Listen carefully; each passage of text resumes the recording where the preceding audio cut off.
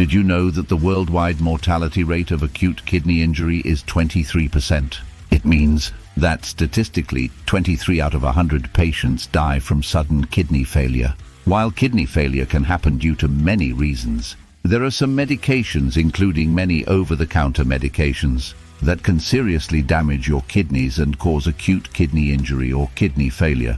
Please note that this video isn't meant to scare you or prevent you from taking any medications necessary for the treatment of any health condition you might have. We'll help you understand the potential drawbacks of certain medications on the kidneys and the appropriate way and duration to take those medications so that you can make careful choices.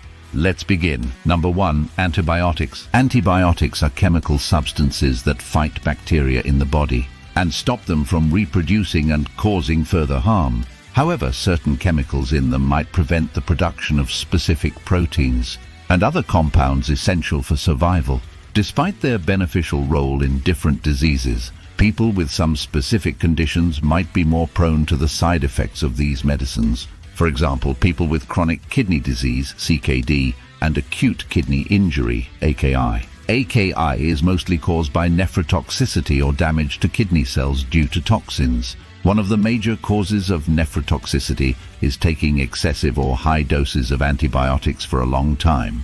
Among all major groups of antibiotics, macrolide antibiotics are considered to be safe for CKD or AKI, but only in certain adjusted doses. For example, azithromycin and clarithromycin are derivatives of an older macrolide antibiotic, erythromycin.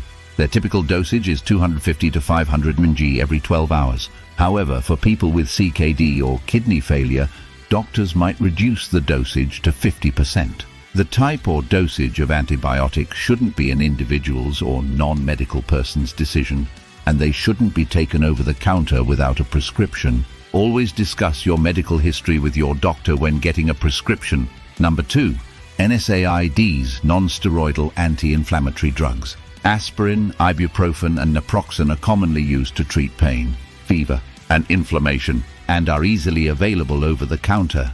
These medicines tend to block specific enzymes in the cells that cause inflammation, which ultimately results in relief from pain and fever.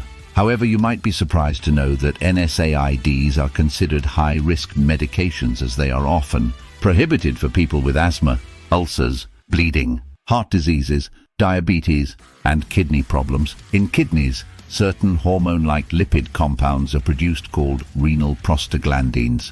These substances regulate blood flow through the blood vessels by inhibiting the function of other hormones that cause the narrowing of vessels. NSAIDs interfere with the normal function of these prostaglandins, which can result in acute kidney injury as oxygen supply to the kidney cells decreases due to constricted vessels. If you have kidney disease, CKD, or kidney failure, avoid taking NSAIDs unless advised by your doctor. Whether a doctor will allow or prohibit the use of these drugs will depend on how well your kidneys are doing. Even if you're overall healthy, avoid taking them for a long time because the same blood vessel narrowing effect still applies to healthy people. There are also some natural alternatives to NSAIDs, such as acetaminophen, bromelain, curcumin, and omega-3 fatty acids. Number 3. Laxatives. Laxatives are used to ease the passing of stool from the intestines to the rectum, treating constipation. They work by softening the stool, increasing the absorption of water, or stimulating colon muscles to push the stools through. Doctors usually recommend 15 mg tablets once a day for adults to avoid any potential harm to kidneys and other side effects. However, excessive and prolonged use of laxatives can cause dehydration, which might result in ischemic kidney injury, a condition with a high mortality rate if not medically addressed on time. It can also cause potassium levels to go too low, which can be life-threatening. If you have a chronic disease and plan to use laxatives regularly, be sure to consult your doctor for the right dosage. Your doctor can recommend a specific type of laxative based on your kidney function. Also, drink 8 to 12 glasses of water when using laxatives to prevent dehydration and ensure their effectiveness. Laxatives like docusate and psyllium are usually safe for CKD patients if not used for a prolonged period.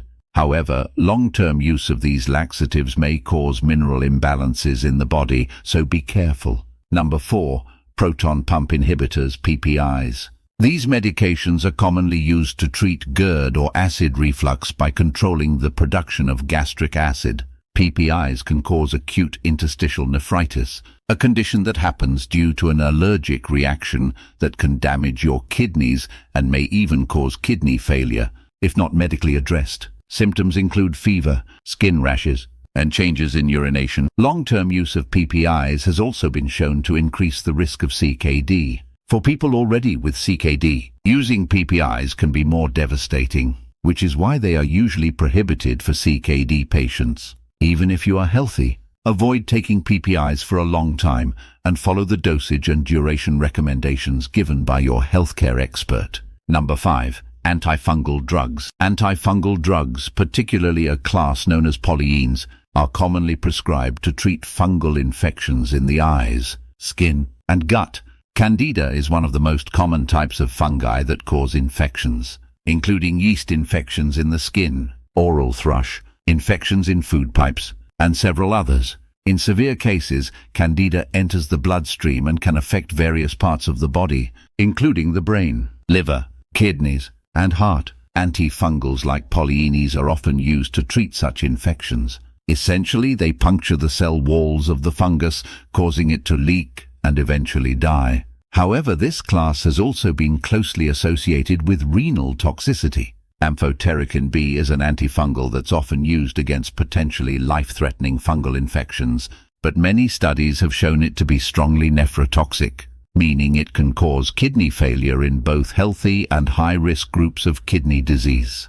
To avoid these issues, it's best to let professionals handle them. They can assess the kind of infection you might have and propose the best possible solution, according to your medical history and overall health status, including kidney function. Most importantly, do not self-diagnose the fungal infection or go for over-the-counter antifungals, even topical creams. Number 6. Beta blockers. Beta blockers are commonly used for heart patients.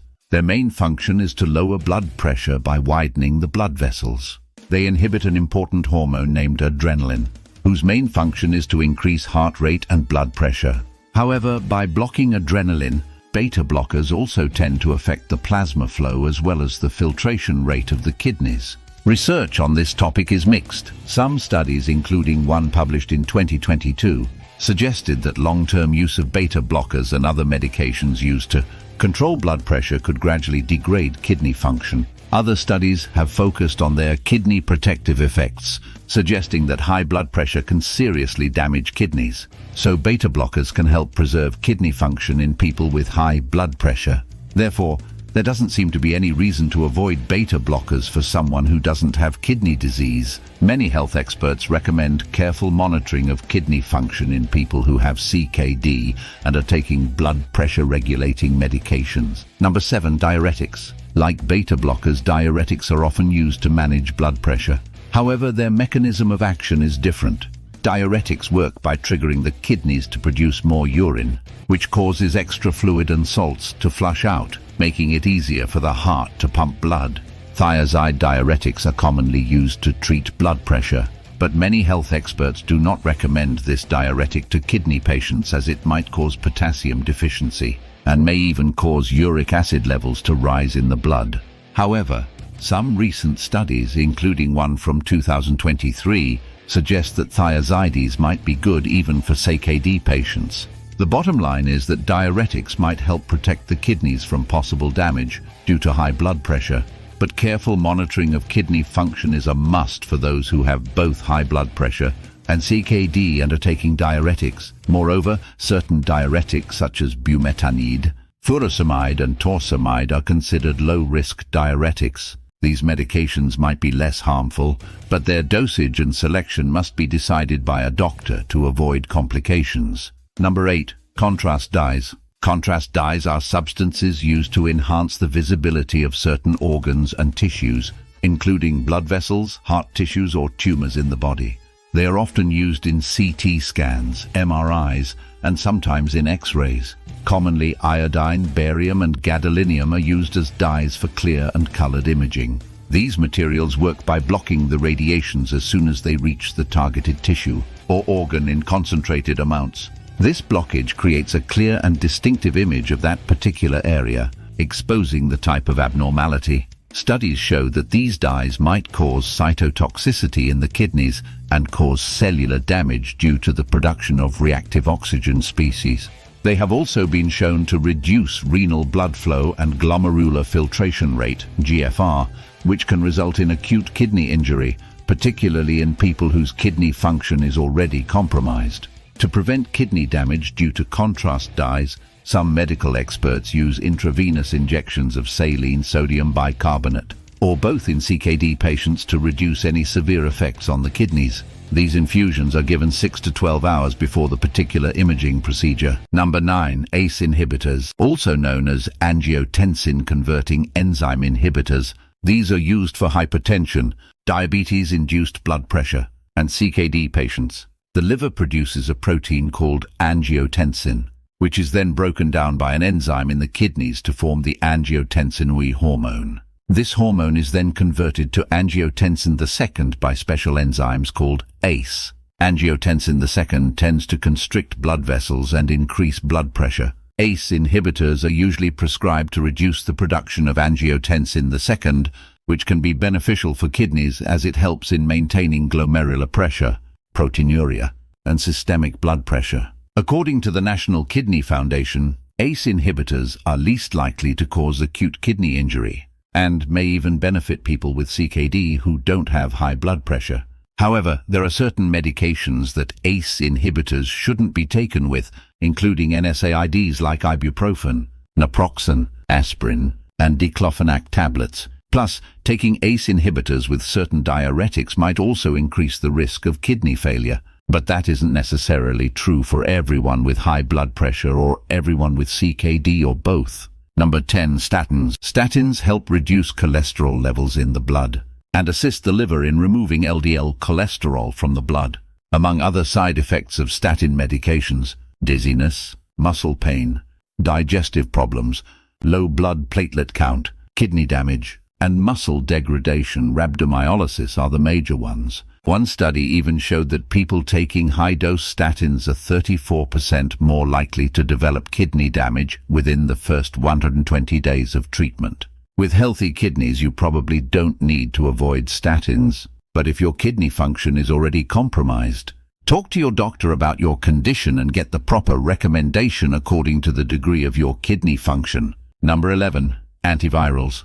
There are many viruses present in our ecosystem, and among these, very few can cause infections in human beings. These viruses cause different types of infections, including flu, HIV, hepatitis, the common cold, and several others. Antiviral drugs are made to fight them and stop their reproduction. These antivirals work in various ways. They might prevent viruses from attaching to healthy cells, prevent the synthesis of their DNA and RNA, or boost our immune system to fight viruses. However, the potential drawback is that these antivirals might also interfere with the cell replication of healthy cells, causing side effects including nausea, vomiting, pain, dizziness, and headaches. Some of them might even cause damage to the brain and kidneys, showing neurotoxic effects on the central nervous system and nephrotoxic effects on the kidneys. The severity of these effects usually depends on the type and dosage of antivirals. Almost all common antivirals can cause kidney damage and even kidney failure in some cases. This is why recommended doses and following the advice and recommendations from your healthcare expert about the dosages and timing of medications can ensure that their side effects are minimal without losing their effectiveness. Number 12. Psychiatric medications. These are the drugs used to treat various mental health problems like depression, anxiety, panic disorders, bipolar disorder, and other illnesses. These drugs reduce the symptoms of these illnesses by regulating chemicals related to emotions and behavioral patterns. Psychiatric drugs are usually safe if taken under expert supervision. However, long-term usage or self-medication of these drugs may cause serious side effects. Some of the common side effects of these medications include drowsiness, nausea, seizures, insomnia, constipation, weight gain, memory loss, and coordination problems. In some cases, they can also cause serious damage to the kidneys. with some of them having the potential to cause acute kidney injury followed by muscle degradation. Studies show that a special group of antidepressants used to treat these psychiatric conditions with minimal effects on the kidneys are known as SSRIs, or selective serotonin reuptake inhibitors, which are considered safer compared with other typical antidepressants. Thanks for tuning in.